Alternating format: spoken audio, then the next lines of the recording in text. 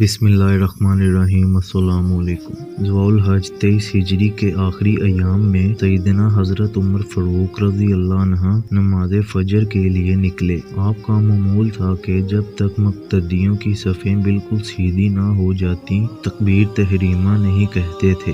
آپ نماز پڑھانے کے لیے مصلی پر کھڑے ہوئے۔ اچانک نمازیوں کی صفوں میں مغیرہ بن شعبہ رضی اللہ عنہ کا مجوسی غلام ابو لولو آ پہنچا۔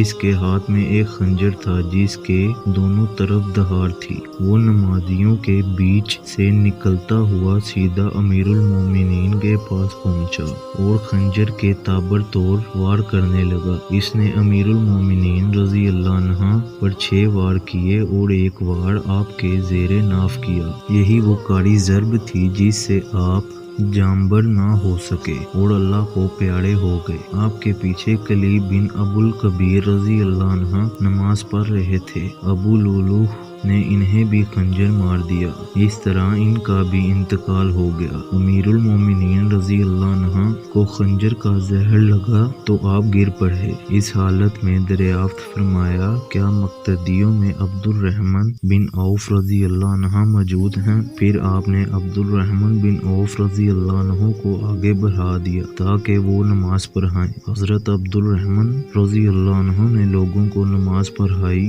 اور حضرت عمر بن خطاب رضی اللہ عنہ بدستور زمین پر پڑے رہے۔ نماز کے بعد آپ کو اٹھا کر گھر لایا گیا۔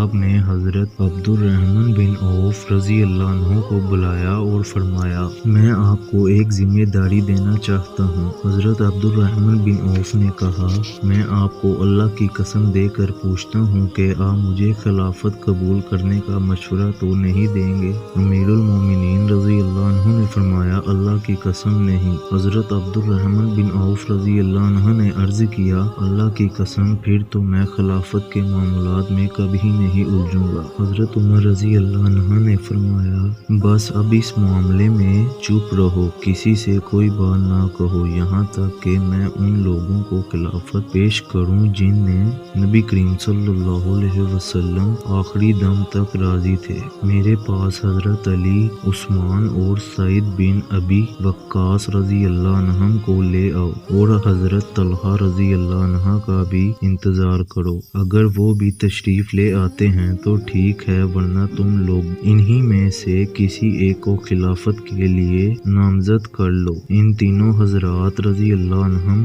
کے آنے پر آپ رضی اللہ عنہ حضرت علی مرتضیٰ رضی اللہ عنہ سے فرمایا، اے علی، میں تمہیں اللہ کی قسم دیتا ہوں، اگر تم مسلمانوں کے کسی کام کے ذمہ دار بنو تو اپنے خاندان کے افراد کو دوسرے لوگوں پر ترجیح مت دینا۔ حضرت عثمان اور حضرت سعید رضی اللہ عنہما سے بھی آپ نے یہی بات کہی۔ پھر فرمایا، آپ لوگ جائیں اور باہمی مشاورت سے کسی ایک کو اپنے لیے خلیفہ منتخب کر لیں۔ اس کے بعد آپ نے حضرت صہیب رضی اللہ عنہ کو حکم دیا کہ وہ مسلمانوں کی نمازوں میں امامت کریں۔ اس کے بعد حضرت ابو طلحہ انصاری رضی اللہ عنہ کو حکم فرمایا کہ آپ یہاں دروازے پر نگرانی کریں اور کسی کو ان کی مشاورت کے دوران دخل اندازی نہ کرنے دیں۔ پھر آپ نے یہ وصیتیں فرمائیں، میں اپنے بعد منتخب ہونے والے خلیفہ کو وصیت کرتا ہوں کہ وہ مدینے کے انصار سے حسن سلوک کا مظاہرہ کرے اور ان کا خیال رکھے، کیونکہ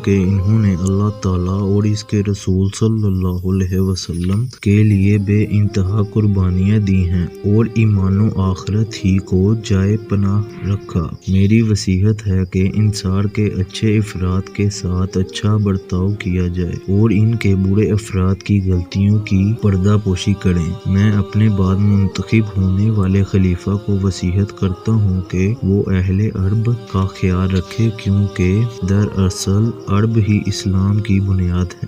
ان کے مالداروں سے صدقہ و خیرات لے کر ان کے غربا و مساکین میں تقسیم کیے جائیں۔ میں اپنے بعد منتخب ہونے والے خلیفہ کو وصیت کرتا ہوں کہ وہ اہل کتاب یہودی اور عیسائی سے جو وعدہ کرے اسے پورا کرے۔ نبی کریم صلی اللہ علیہ وسلم نے یہی تعلیم دی ہے۔ اے اللہ، تو گواہ ہو جا، میں نے اپنی حد تک تیرا پیغام پہنچا دیا۔ ان فرمانبرداروں مواعدات کے بعد حضرت عمر رضی اللہ عنہ نے اپنے بیٹے عبداللہ رضی اللہ عنہ سے فرمایا، اے عبداللہ ابن عمر، باہر جا کر دیکھو کہ مجھے قتل کرنے والا کون ہے۔ عبداللہ بن عمر رضی اللہ عنہ نے عرض کی، اے امیر المومنین، آپ پر حملہ کرنے والا ابو لولو نامی عیسائی حضرت مغیرہ بن شعبہ رضی اللہ عنہ کا غلام ہے۔ حضرت عمر بن خطاب رضی اللہ عنہ نے یہ سن کر ٹھنڈا سانس بھرا اور فرمایا، اللہ تعالیٰ کے لیے ہی تمام تعریفیں ہیں جس نے میری موت کسی ایسے شخص کے ہاتھوں مقدر نہیں کی جس نے اللہ کے لیے ایک سجدہ بھی کیا ہو۔ پھر آپ نے اپنے بیٹے حضرت عبداللہ رضی اللہ عنہ سے فرمایا، حضرت عائشہ صدیقہ رضی اللہ عنہا کے پاس جاؤ اور ان سے پوچھو کہ کیا وہ مجھے نبی کریم صلی اللہ علیہ وسلم اور حضرت ابو بکر رضی اللہ عنہ کے ساتھ دفن ہونے کی اجازت دیتی ہیں۔ جب حضرت عبداللہ رضی اللہ عنہ ام المومنین حضرت عائشہ صدیقہ رضی اللہ عنہا کے پاس اجازت لینے کی عرض سے پہنچے تو وہ زار و قطار رونے لگے۔ انہوں نے حضرت عبداللہ بن عمر رضی اللہ عنہما سے فرمایا